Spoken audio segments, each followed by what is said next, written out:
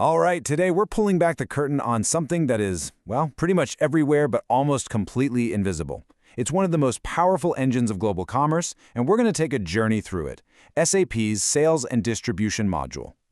I mean, have you ever really stopped to think about that?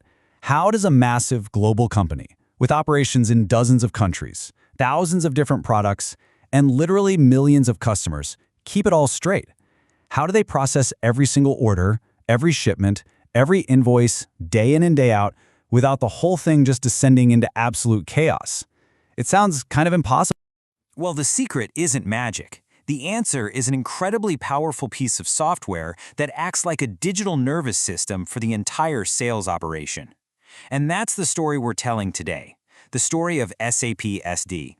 So, where do you even begin to build something like this? Well, before you can sell a single thing, the system needs a map of the company. You can think of it like building the company's digital skeleton. And that map, that blueprint, is called the organization structure. Now, this isn't just some static chart on a wall. It's a living, breathing model inside the system that defines all the key parts of the business. The legal company, the sales teams who are responsible for selling, the warehouses holding all the stock, and, this is the important part, how all of those pieces are connected to each other. Let's break that down. At the very top, you've got the company code. That's the official legal company, the one the government knows about. Then you've got a sales organization, which is basically the team in charge of selling. Next up is the distribution channel, which is how they sell. Are they selling through retail stores or maybe wholesale to other businesses? And finally, you have the plant. That's the actual physical location, like a warehouse or a factory, where the stuff is.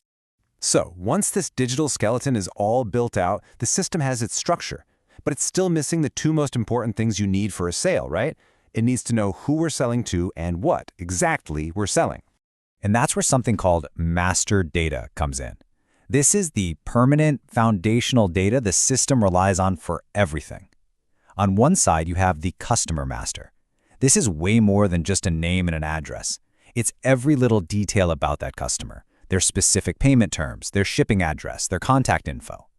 On the other side, you've got the material master. This is the single source of truth for every single product the company sells. Its weight, its size, its description, how to store it, it's all there. Okay, the foundation is set. The master data is in. Now we are ready for some action. This is the moment it all comes together. A customer decides to buy something. It's the digital handshake. So a customer calls in, or maybe they just click Buy Now on a website. An order gets created in SAP. And in the blink of an eye, and I mean literally, in milliseconds, the system unleashes this whole series of automated checks to make sure the sale is even possible, profitable, and safe to make. You can think of it like an automated gauntlet that every single order has to run through. First up, the price check. The system doesn't just grab a price from a list. Oh no, it digs through layers and layers of data. Are there customer-specific discounts? Any special promotions? What about shipping costs? It does all that to find the one perfect price for this specific situation. Then, boom, the availability check. It looks at real-time inventory and tells you exactly when you can get your product. No guessing. And finally, the credit check. Super important. Before a single thing gets packed, the system checks the customer's credit limit to make sure the company isn't about to make a risky sale. And that pricing thing, it's really clever. It's called the condition technique, which basically means the system acts like a master detective. It has a search strategy, a list of places to look for clues, and it goes from the most specific clue to the most general one. The second it finds a valid price, it stops and says, aha, I've got it. Okay, the order made it through, it's been checked, it's priced correctly, the customer is good to go. So now the system's job changes.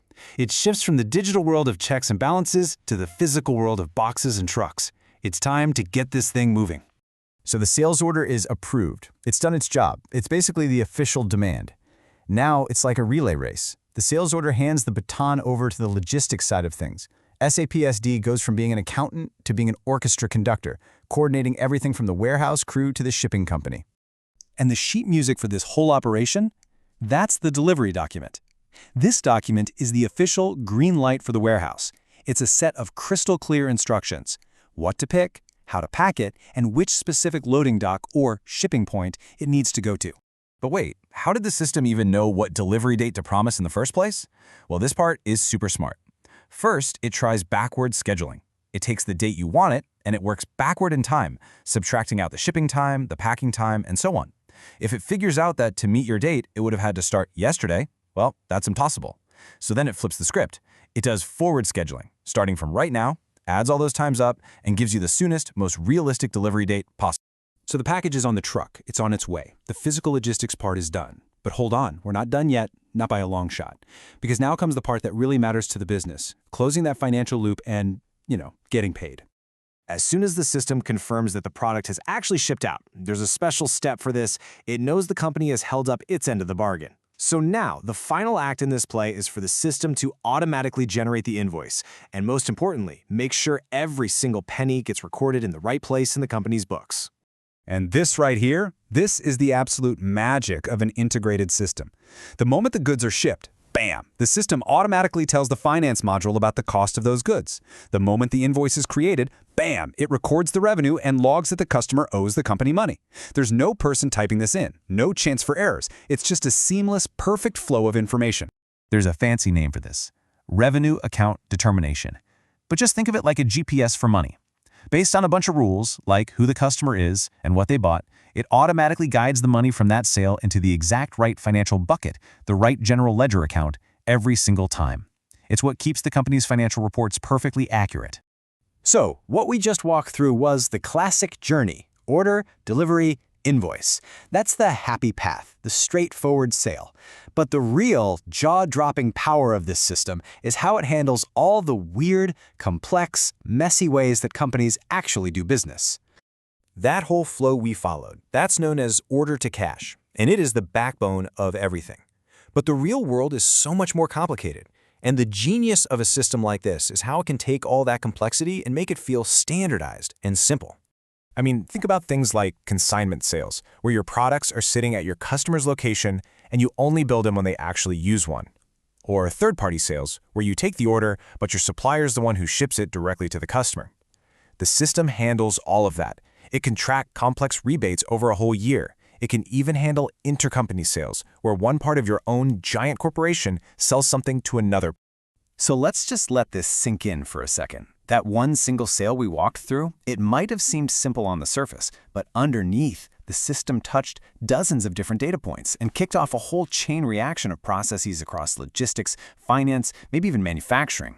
It's an incredibly complex, invisible dance happening in the background. And that really brings us to the final thought here. Our entire global economy is humming along on top of these invisible machines, managing everything from you buying a book online to a massive corporate merger. If a single everyday sale is built on this much hidden complexity, it just makes you wonder what other invisible systems are out there quietly and perfectly shaping our world every single day.